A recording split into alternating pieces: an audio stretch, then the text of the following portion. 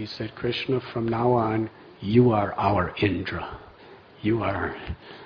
And Krishna was given the name Govinda.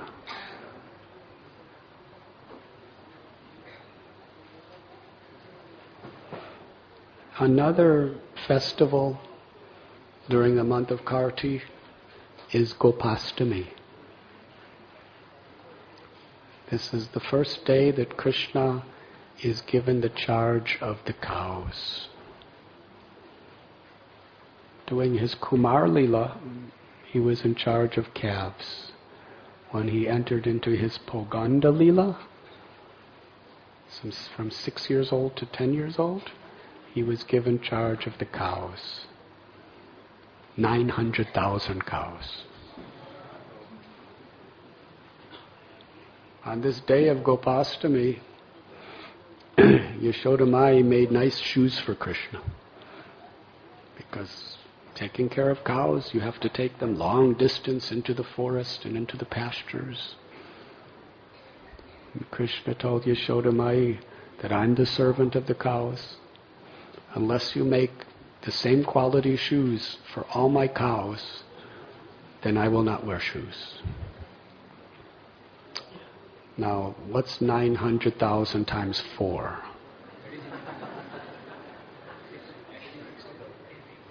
Huh? Well, you could all use your calculators later if you like. But that's how many shoes. So Krishna went barefoot. And he would herd his cows throughout the day. And with his Gopa friends, they would play so many beautiful games. All games which are simply actions and words to exchange love. That's all. Originally, every word, every movement, every action is simply a way to express our pure, unalloyed love for God and each other. That's what the spiritual world is. Even moving a finger like this.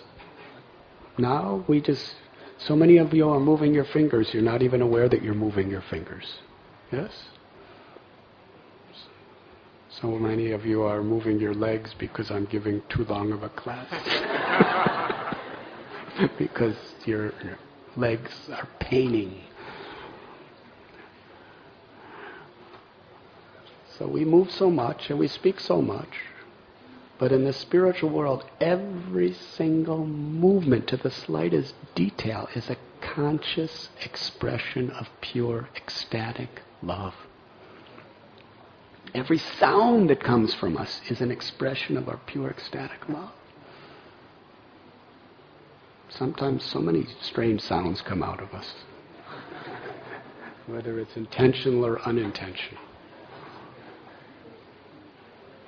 But the origin of all sound, the origin of all movement, the origin of every particular function of the senses, the mind, the heart,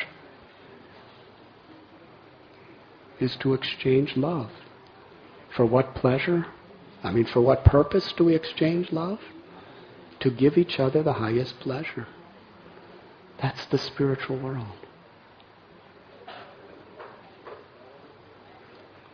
So when Krishna would play these games with the cowherd boys, we cannot imagine what type of ecstasy that is.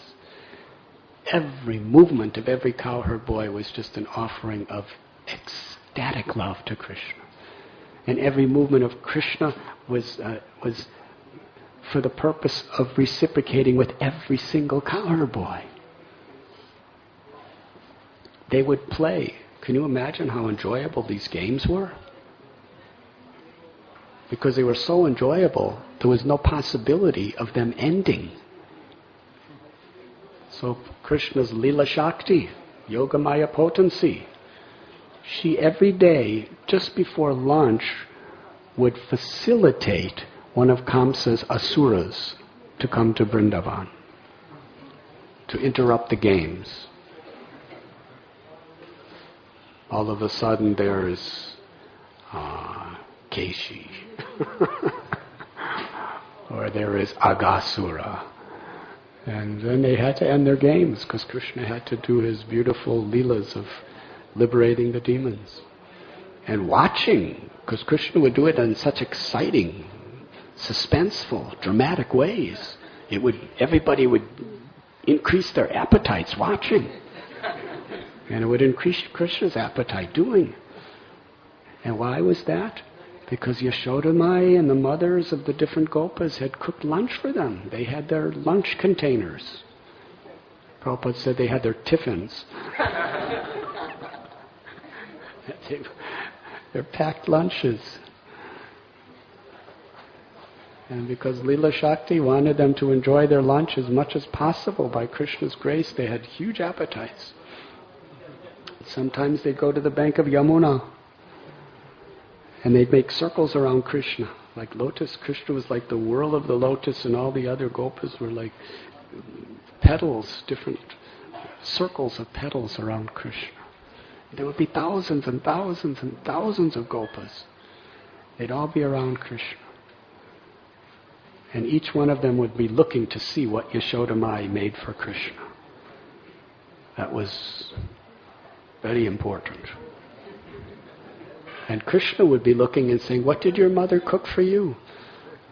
And then one of the boys would take a bite and say, "Oh, this is very good, Krishna. Would you like to taste it?" And Krishna said, "Yes, yes, yes, let me taste it." And the boys would take a bite and Krishna would take it and take a bite and Krishna would take a bite. And they were all sharing their prasad with each other, just trying to make each other happy.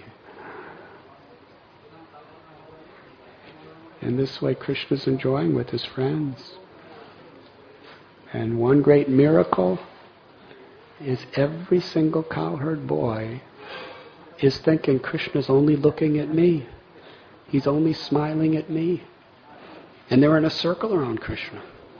And Krishna didn't have 4 heads to look in all 4 directions. He was only looking in one direction, apparently. He only had 1 head and 2 eyes in this form. But every gopa was thinking, he's only looking at me. This is Krishna's unlimited capacity to exchange love so perfectly with all living entities simultaneously. In the spiritual world, no one is envious because Krishna's fully satisfying everyone.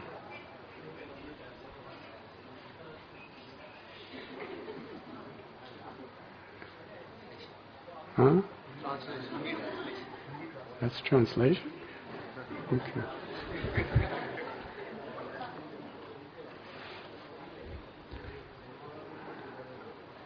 Because I don't know Hindi, it's not disturbing me.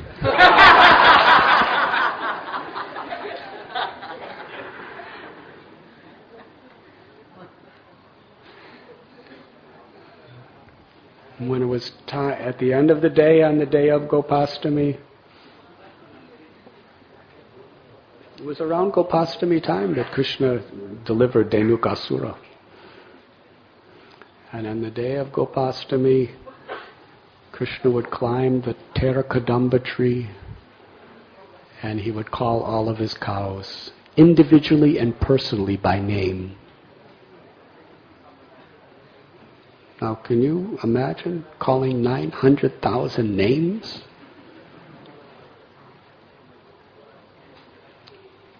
Haridas Thakur chanted 300,000 names a day. That's 192 rounds. Multiply by that by 3. How many rounds is that? It's about... Huh? 576. Krishnananda Prabhu, you are revealing super excellent opulences. He is saying 576 rounds. That's how many names Krishna would... How long would it take you to say 576 rounds? Now Krishna called all 900,000 names with one name. This is the difference between you, me, and God. Krishna would say, Shamali, But another cow would hear Davali.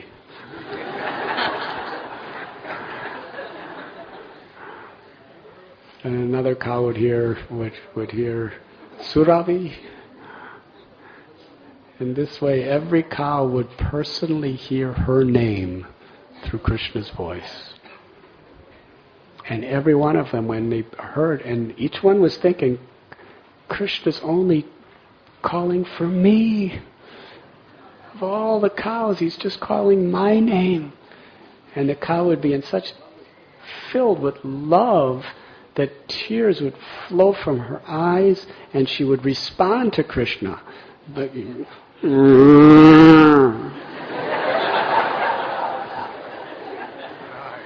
they'd come running back to the Terikadamba tree, all of them. And Krishna would be counting each one of them as they'd come back.